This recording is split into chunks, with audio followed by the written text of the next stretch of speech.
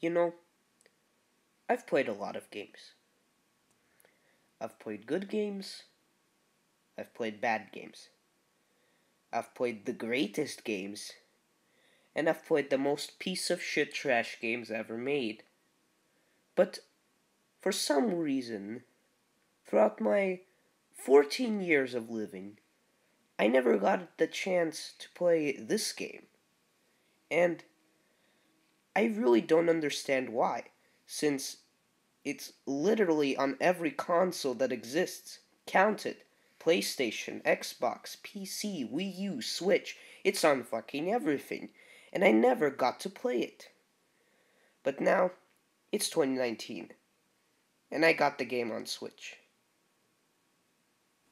And now I'm gonna talk about it. Holy shit, Shovel Knight is great! Seriously, the game has well-designed levels, a charming and unique world, and rat people! I don't know about you, but the rat people are scary. Everything here is just deliciously fantastic, and today, we're gonna be ranking all of its 8 levels, from worst to best. But before we begin, here are some rules. First, we're not gonna be talking about the bosses at all, except from one, which is a very important-ish boss that I feel like I need to express my fucking expressions on this piece of shit. Rule 2. Here's the graph, I think, that we'll be ranking the bosses on. It looks like shit, I know. But this is literally the best I can draw on my mobile device. Yeah, I know I'm that pathetic. Anyway, we'll be splitting this graph into 3 categories. The shit, the in the middle, and the holy Jesus, this is godlike. And I think that's all we need to know, for now at least. Anyway, so let's dig in. I'm so fucking sorry. Into this wonderful game. Anyway, first we'll be talking about Cain Knight. Oh, by the way, this is going in the order I fought these bosses. And honestly, this is a damn perfect beginner stage. Even though there's already a tutorial level packed in this game, this level teaches you a hell lot of things. And it also might prepare you for things that might come later on in the game. Like the bird boss only having 2 attacks, showing you that the mini-bosses only will be obstacles standing in your way, and they won't have much to them. Or the fact that there are, like, boilers shooting down lava from above also tells you that there are also be obstacles from different directions around the level. And of course the books telling you that there will be a large majority of gimmicks throughout the levels in this game, and also that the enemies might also come towards to you being just horrendous assholes.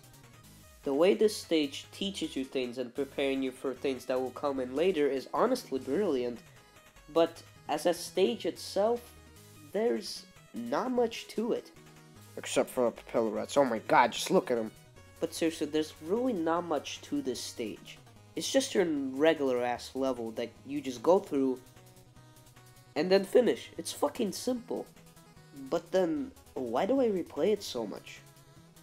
Well, it's probably because there are actually fun parts in this level.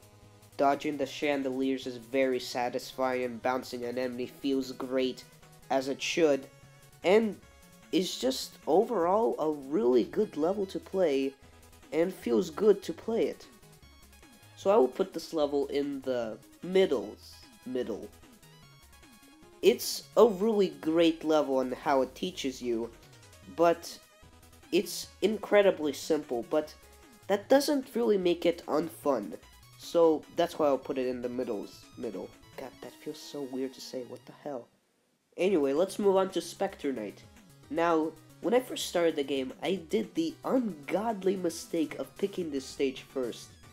And yeah, the stage wasn't meant to be picked first. There's annoying frog enemies that jump real high, undefeatable ghosts that just fly everywhere, lots of goddamn gimmicks, One including a platform that if there's two people on it, it will sink, and one having an asshole flick the lights on enough just to piss you off. There is a lot of things in this stage, and probably too many things, for a beginner stage that is. I don't know, just having this along with Cain Knight stage is just kind of weird. And I feel like the developers kind of put it there because they didn't know where to put it. It doesn't belong in the second world because obviously in the second world the level's difficulty ranks up to like a fucking 1,000, and it sure as hell doesn't belong in the third world. So I guess having it in the first world is okay, I think. But honestly, I don't think it belongs in the first world either. I mean, just imagine if you made the same mistake that I did and picking this stage first. You would think and be like, okay, this game's gonna be really fucking hard. It's gonna have fucking gimmicks everywhere in its levels. But then you go to Cain Knight stage and it's simple as fuck. Wouldn't that be weird? But even though this level doesn't really belong where it belongs, it's still a fun level to play. Bouncing on these green bushes are satisfying, except for that one part that can fuck off. And even figuring out some of the puzzles feels really good. So, if I were to rank this stage, I would put it in the middle section, but below Cain Knight, because it doesn't really belong in one of the beginner stages. Then again, if I was the developer, I wouldn't know where to put it either. Anyway, let's move on to the Iron Whale, also known as Treasure Knight stage. Now this is a water level, and typically in video games, that means fuck you. But in this game, it doesn't, because the level is actually really good.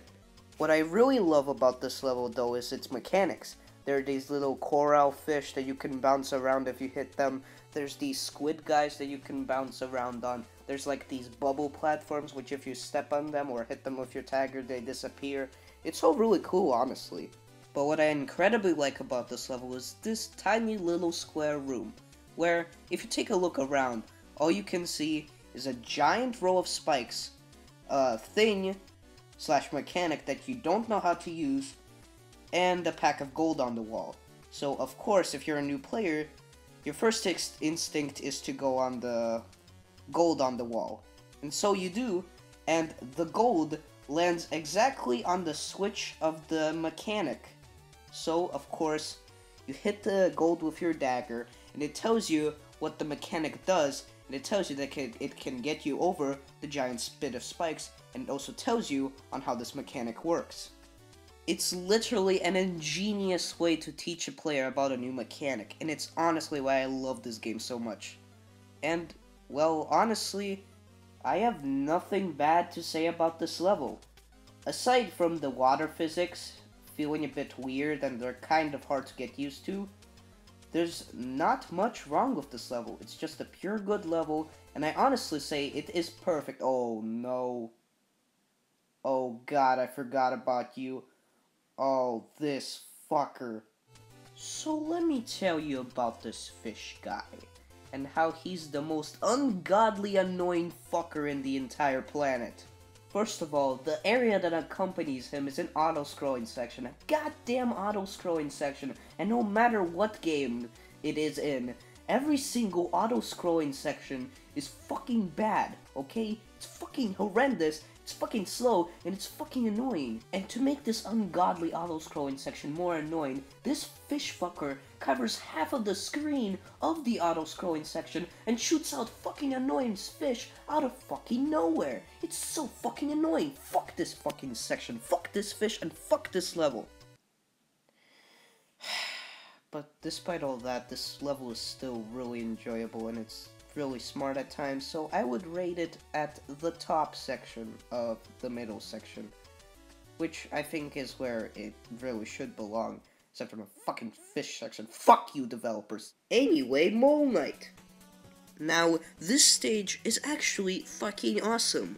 I mean, come on. The level's called the fucking Lost City, and that sounds fucking badass, and you've gotta admit it. Anyway, this stage is actually a lava level featuring really fun to use and cool mechanics. I mean, come on. There's like these bouncy fish guys, there's like a lot of fucking dirt, which is really fun to dig with, especially with the dust knuckles. And there's also bouncy slime in a lava level. And damn, they do a lot of shit with this fucking slime.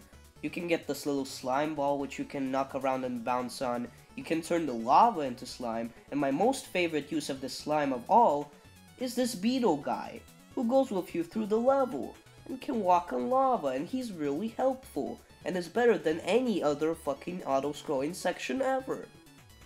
That is, until he dies. Now, I've come through a lot of sad moments, but this is like the really sad. This incredibly sad.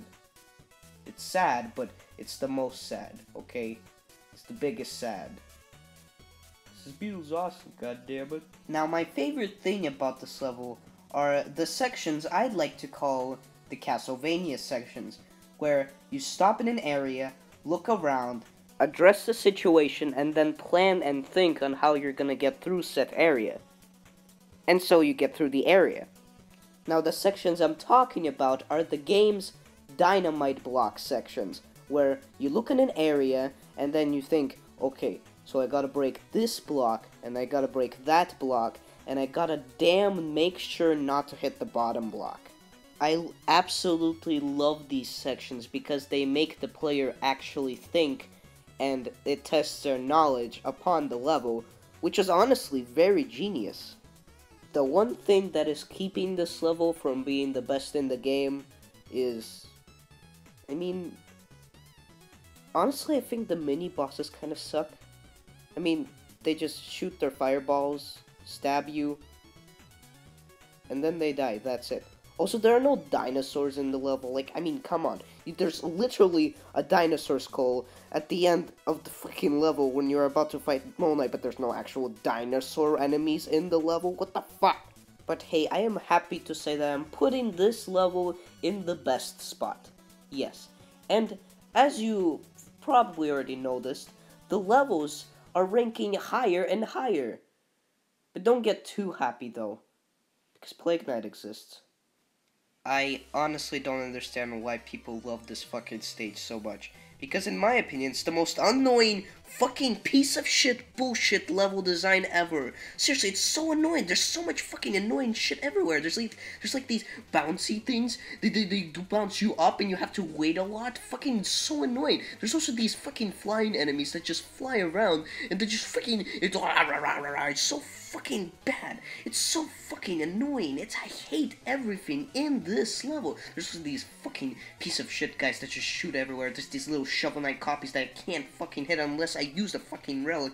And there's also the level looks fucking boring. I mean, what the fuck? The level looks goddamn boring. I would never like to play through this level unless I'm doing a live stream. Then I guess I have no choice because I'm playing through all the levels if I'm doing a live stream. But fuck this fucking entire level. It's so bullshit. Also, fuck the boss. Fuck the boss. Boss is fucking stupid. Okay, he just fucking bounces around everywhere, throws his shit everywhere. It's not fucking fun. Nothing in this level is fucking fun. That's why I'm putting you in the worst section, you fucking piece of shit.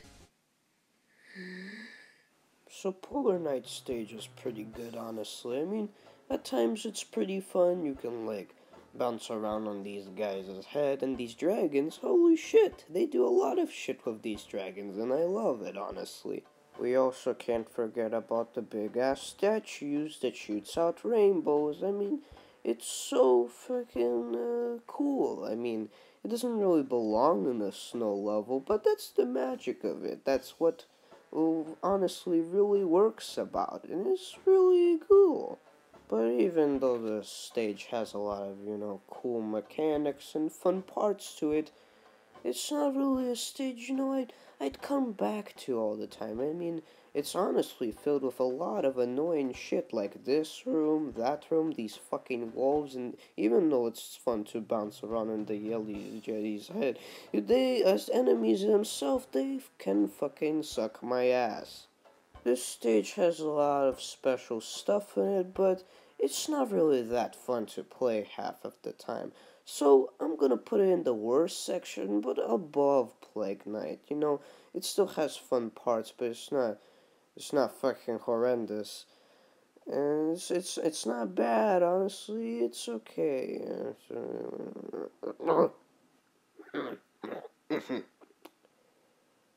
So, okay, Tinker Knight. So, at first I was gonna put Tinker Knight below Polar Knight, but then I realized that I actually replayed this one more than Polar Knight stage. And I honestly don't understand why.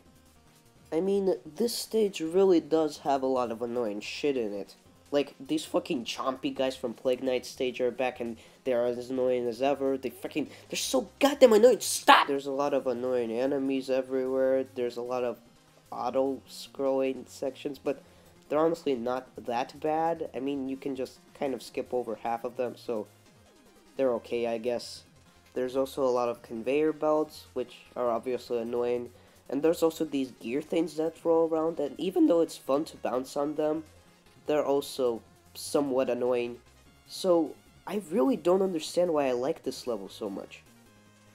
Maybe it's because it's just well designed somehow? I really don't understand, honestly. There's just something satisfying about beating and playing this level every time I replay it. I really don't understand it, but I guess that's just how the level works. And for that, I am gonna put it in the worst sections because of how many bullshit parts it has. But I'm gonna put it all the way at the top of the worst section because there's just something oddly satisfying about it and I can't figure out why. And speaking of satisfying, we're going back to the best section. And if you've played the game, you'll probably already know what level I'm going to be talking about. A lot of people hate it because it's hard, but honestly, it's my favorite level in the game. The level I'm talking about is the flying machine. This level is just so goddamn good. The difficulty of it makes it satisfying to beat, and the level design just makes it satisfying to play. It has well-designed moments, it has great mini-bosses, it has great mechanics, it's just pure fun to play, and it reminds me on why I love this game so much. My favorite mechanic in this stage is definitely the cannonballs, because you can bounce to them, and my god, they focus a lot on these cannonballs, and that's what makes this stage so great. The satisfaction on bouncing on every single cannonball feels so good, especially when the stage tries to make those sections harder. Also, the wind sections, they're great too. I mean, you can just jump over large sections just because of the winds. It's so amazing, it's so good. Also, I can't believe I'm about to say this. In fact, I never thought I would say this, but these bastards made an auto-scrolling section actually enjoyable. I don't know! But in conclusion, the flying machine is probably the best stage in the game, and it deserves to be at the top of my boss rankings. It's a beautiful level with great music and great level design, and it's just overall funness and satisfaction. And it reminds me on why I love this game so much, as well as why I love video games in general. It's so great. And also reminds me on why Plague Knight stage is fucking stupid!